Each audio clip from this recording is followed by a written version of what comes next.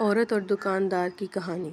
گاہک نے دکان میں داخل ہو کر دکاندار سے پوچھا، کیلے کیا بھاؤ ہیں؟ دکاندار نے جواب دیا، کیلے 12 درہم اور سیب 10 درہم۔ اتنے میں ایک عورت بھی دکان میں داخل ہوئی اور کہا، مجھے 1 درجن کیلے چاہئیں۔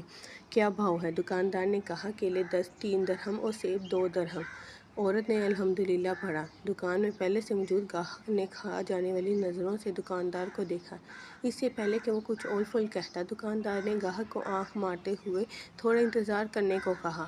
عورت خریداری کر کے خوشی خوشی دکان سے نکلتے ہوئے بڑبڑائی، اللہ تیرا شکر ہے، میرے بچے انہیں کھا کر بہت خوش ہوں گے۔ عورت کے جانے کے بعد دکاندار نے پہلے سے موجود گاہک کی طرف متوجہ ہوتے ہوئے کہا، اللہ گواہ ہے، میں نے تجھے کوئی دھوکہ دینے کی کوشش نہیں کی ہے۔